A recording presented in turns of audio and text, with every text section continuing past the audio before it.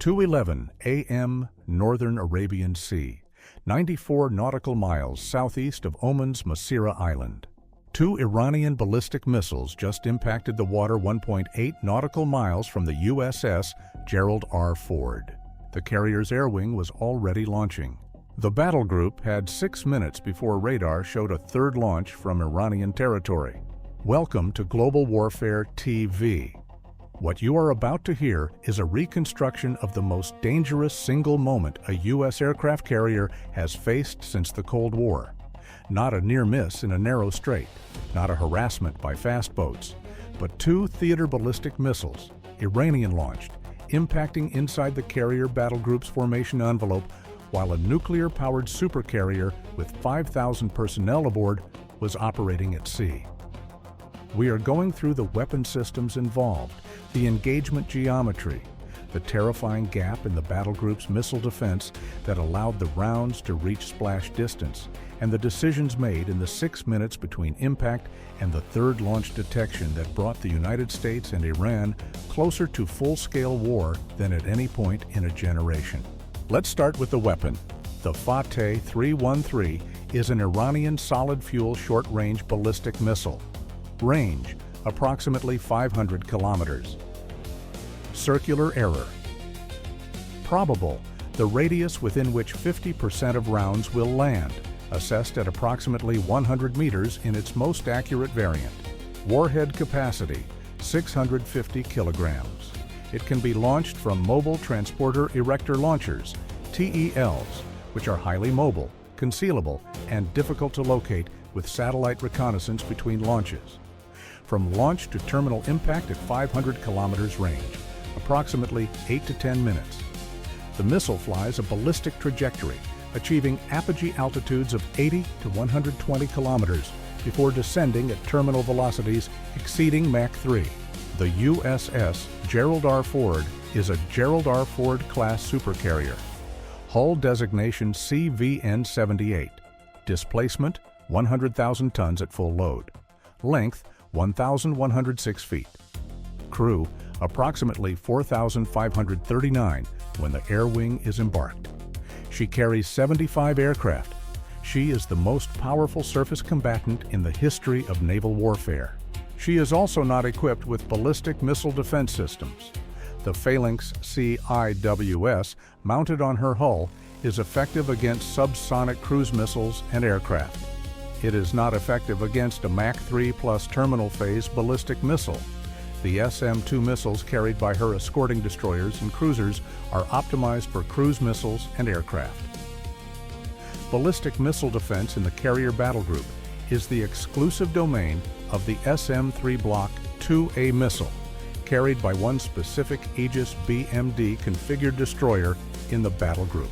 On the night of this engagement, that destroyer was the USS Thomas Hudner, DDG-116, Arleigh Burke-class, Flight 3. She was operating 14 nautical miles to the northeast of the Ford, positioned in the battle group's threat axis based on the pre-mission intelligence assessment, which had assessed the primary threat axis as northwest, toward the Strait of Hormuz. The missiles came from the northeast. This is the intelligence failure that enabled everything that followed. The Iranian TELs that launched the Fateh-313s had departed their garrison at Chabahar on Iran's southeastern coast 61 hours before the launch. They had been tracked by satellite for the first 18 hours of movement. Standard collection. Then the collection asset was retasked. The vehicles had dispersed into a mountainous region east of Iran Shar, where commercial satellite coverage was intermittent, and the vehicle's thermal signatures blended with the rocky terrain at night. The NSA had a signals indicator, a specific encrypted communication pattern associated with IRGCN Aerospace Force pre-launch coordination. At 1:44 a.m., 27 minutes before the launch. The signal was received by a collection node. It required manual analyst review to associate with a launch indicator. The analyst assigned to that collection node was in a handoff transition between watch shifts at 1:44 a.m. The signal was queued for review. It was reviewed at 2:03 a.m., 20 minutes after it was collected. By then, the missiles were already airborne. The Thomas Hudner's AN/SPY-6 radar, the most advanced air and missile defense radar in the current U.S. fleet, capable of detecting a baseball-sized object at 200 nautical miles, acquired the 2 ballistic missile tracks at 2:09 a.m. The tracks were immediately classified as probable ballistic missile launches, origin Iran, northeast trajectory. The SM-3 Block II A engagement sequence was initiated. The SM-3 is an interceptor designed for the mid-course phase of a ballistic missile's flight, when the re-entry vehicle is at altitude, above the atmosphere, before it begins its terminal descent. Effective engagement envelope, mid-course, approximately 70 to 500 kilometers altitude. From the Thomas Hudner's position, the geometry for a mid-course intercept was marginal. The missiles had been acquired late, not at launch, but during the mid-course phase when they were already descending toward the Arabian Sea. 2 SM-3 Block II, as were fired at 2:09:31 and 2:09:33. Both missed. The first SM-3 achieved an intercept solution and fired its kill vehicle, but the Fateh-313's re-entry vehicle executed a terminal maneuver, a brief but significant change in trajectory in the final seconds of flight that the SM-3's kill vehicle could not compensate for. The kill vehicle passed within 12 meters of the re-entry vehicle. 12 meters, not a hit. The second SM-3 lost the engagement geometry entirely when the warhead's terminal maneuver occurred. The interceptor flew through empty airspace. Both Iranian warheads completed their terminal descent and impacted the Arabian Sea at 2:11:03 and 2:11:07, respectively. Impact point 1, 1.8 nautical miles off the Gerald R. Ford's port bow. Impact point 2, 2.4 nautical miles off the starboard quarter of the USS Leyte Gulf, the battle group's Ticonderoga-class cruiser. The column of water from impact point 1 was visible from the Ford's flight deck. Sailors on watch on the carrier's island superstructure reported the impact as like watching a small island appear and disappear in the water. The shock wave at 1.8 nautical miles moved the 100,000-ton carrier measurably. The accelerometers in the ship's damage control system recorded a pressure event. The damage control officer initiated an immediate structural check of the hull. No flooding, no damage. A 100,000-ton ship at 1.8 nautical miles from a 650-kilogram warhead detonation survived intact. But the battle group's air wing was already moving. At 2:09, 2 minutes before impact, when the Thomas Hudner had first classified the inbound tracks as ballistic missiles, the Ford's air boss had initiated a precautionary flight deck surge. Aircraft on the deck were spotted for immediate launch. The Ford can launch a full strike package in under 15 minutes from a cold deck. From a precautionary spotted configuration, under 7 minutes.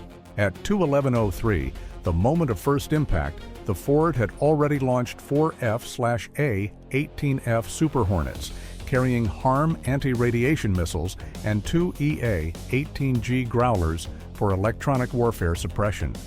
They were climbing toward Iranian airspace on a bearing that would put them within strike range of the Chabahar region in approximately 40 minutes. They had not been authorized to strike.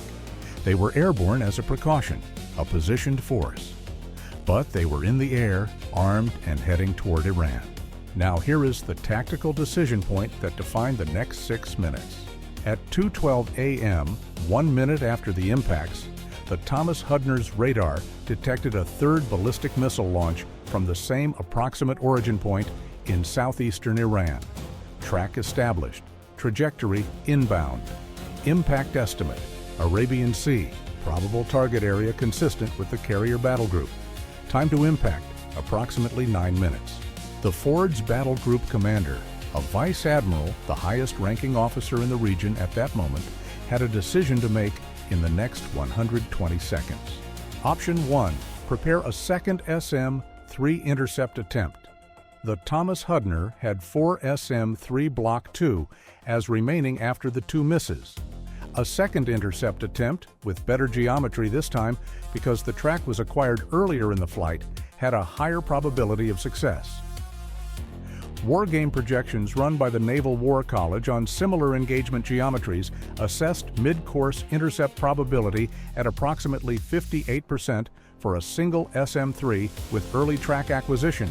Option 2 authorized the 6 aircraft already airborne to proceed to strike the TEL site. The Super Hornets and Growlers were already 8 minutes into their flight toward Iran.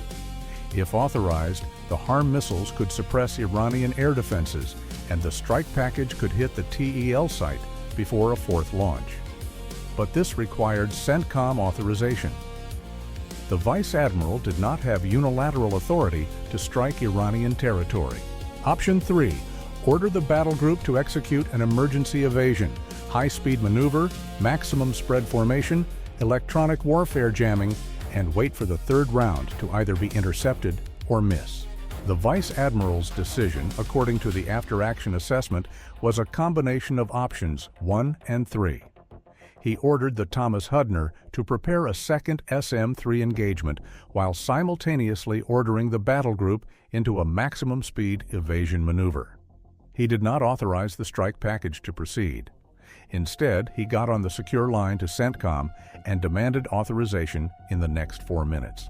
CENTCOM's duty general reached the CENTCOM Commander at 2:13:30 a.m. The conversation lasted 90 seconds. Authorization to strike was not granted. The CENTCOM Commander assessed that striking Iranian territory in response to what might still be, legally, a demonstration rather than an all-out attack would require National Command Authority approval. The President was being woken. The National Security Council was being convened. None of that happened in 90 seconds. What CENTCOM did authorize, a second SM-3 intercept attempt and emergency repositioning of the battle group out of the predicted impact zone based on the third missile's trajectory. The Thomas Hudner fired 2 SM-3 Block 2As at 2:14:11 and 2:14:13. One miss, one hit.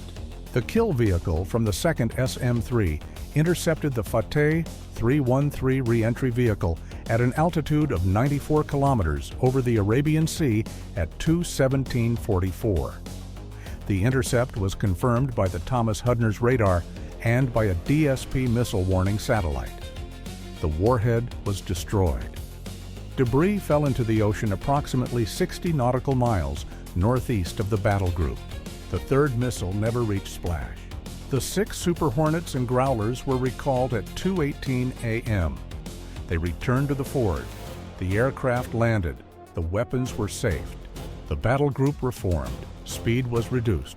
The Ford continued her operations. In the following 72 hours, the diplomatic machine ran at full capacity. The United States delivered an ultimatum through the Swiss Embassy in Tehran. Any further missile launches against U.S. naval vessels would be treated as an act of war and would result in immediate kinetic retaliation against IRGCN military infrastructure. The communication left no ambiguity about what immediate kinetic retaliation meant. Satellite imagery released to select congressional committees showed CENTCOM's targeting package for Chabahar, Bandar Abbas, and 3 IRGCN Aerospace Force facilities in the following 48 hours. Iran did not launch a fourth missile. Tehran's official statement claimed that the Fateh-313 launches had been a scheduled military exercise in Iranian national airspace and territorial waters. The statement did not explain how Iranian national airspace extended 94 nautical miles into the Arabian Sea. The statement was not challenged publicly by the U.S. government, which issued only a brief statement confirming that U.S. forces successfully defended the carrier battle group against ballistic missile threats. The word "successfully" did a lot of work in that sentence. 2 SM-3s had missed. 2 Iranian warheads had splashed inside the formation. The 58% intercept probability the Naval War College had modeled was, in the real engagement, accurate. 3 SM-3s fired, 1 kill, consistent with the model. cold comfort at one point, 8 nautical miles. The Ford's damage control officer, who had run a full structural inspection of the carrier in the 20 minutes after the first impact, found nothing. No damage. The ship was intact, but he later described the inspection as the most thorough 20 minutes of my career. His words. I was looking for evidence that something very bad had happened. When I didn't find it, I was not relieved. I was angry, because I knew how close it had been. The SM-3 program received emergency additional funding. The SM-3 Block 2B, with improved guidance and a larger kill vehicle designed to handle maneuvering re-entry vehicles, was accelerated on the acquisition timeline. The Thomas Hudner's engagement report, specifically the data on the terminal maneuver that caused the first 2 SM-3 misses, was the most studied single engagement report in the Navy's missile defense community for the following year. And the 6th member of the Battle Group's Air Wing, an EA-18G Growler that had been 40 minutes away from Iranian airspace when recalled, landed back aboard the Ford, taxied to its spot on the flight deck, and was chocked and chained by a 22-year-old aviation boatswain's mate who had been awake for 19 hours and had watched 2 columns of water rise out of the ocean 1.8 nautical miles from where he was standing. He later said he didn't really understand what had almost happened until he was in his rack an hour later. Then he understood, and he didn't sleep. That is what ballistic missile warfare against a carrier battle group looks like in the modern era. Not fleet actions.